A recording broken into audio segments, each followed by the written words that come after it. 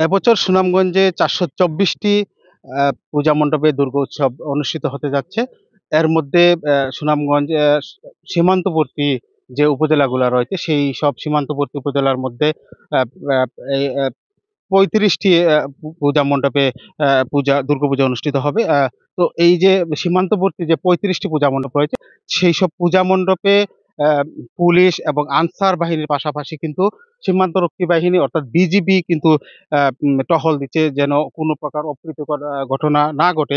সেজন্য আমরা দেখছি, আপনারা নিশ্চয়ই দেখতে পাচ্ছেন, আমরা এই মুহূর্তে আছি সুনামগঞ্জের তাহিরপুর উপজেলার বড়ছড়া এলাকার গোপিকাবাড়ি পূজা মণ্ডপে। আমরা আপনাদেরকে একটু দেখাবো। আপনারা নিশ্চয়ই দেখতে পাচ্ছেন। এই মণ্ডপে যেহেতু আগামীকালকে থেকেই অ্যা ষষ্ঠীর মধ্য দিয়েই দুর্গোৎসব শুরু হবে। তো ইতিমধ্যেই কিন্তু আমরা দেখছি সীমান্তবর্তী যে ৩৫ টি পূজা মণ্ডপ রয়েছে, প্রত্যেকটি পূজা আ মণ্ডপেই আনসার এবং পুলিশের পাশাপাশি বিজিবি সদস্যরা কিন্তু একেবারে কঠোরভাবে নিরাপত্তা দিয়ে রেখেছে। যেহেতু আ আপনাদেরকে একটা বিষয় আমরা বলে রাখি, যেহেতু সুনামগঞ্জের যে সীমান্তবর্তী এলাকার যে মণ্ডপগুলা রয়েছে, সেই মণ্ডপগুলার পাশাপাশি ঠিক ভারতের অংশেও কিন্তু আ এ বেশ কয়েকটি পূজা মণ্ডপ রয়েছে।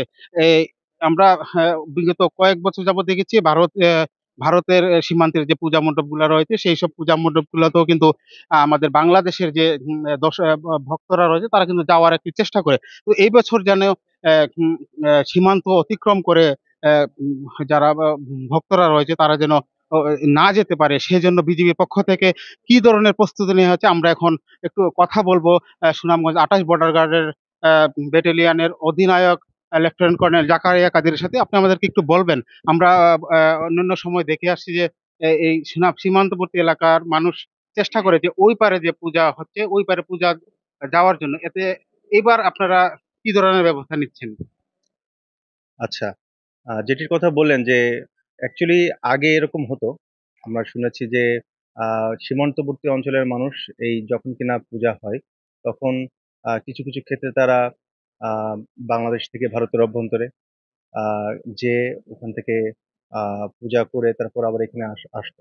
বাট বর্তমান অবস্থার পরিপ্রেক্ষিতে এবং গত বছরেও আমরা কিন্তু সেটি হতে দেইনি। এই সুনামগঞ্জ ব্যাটালিয়নের যে অধীনস্থ এবং দায়িত্বপূর্ণ এলাকার যে পূজা মণ্ডপগুলি আছে। কারণ আমরা নিয়মিতভাবে আ তাদের সাথে সার্বক্ষণিক যোগাযোগ রাখছি এবং বিওপি এবং ব্যাটালিয়ন পর্যায়ে যে পূজা মণ্ডপ কমিটির যারা সদস্য যারা আছেন, তাদের সাথে কিন্তু আমরা তাদেরকে মোটিভেট করছি এবং তাদেরকে প্রয়োজনীয় দিক নির্দেশনা দিচ্ছি এবং সার্বক্ষণিক আমাদের লোকজন কিন্তু বিজিবি সদস্যরা তাদের সাথে যোগাযোগ রাখছে।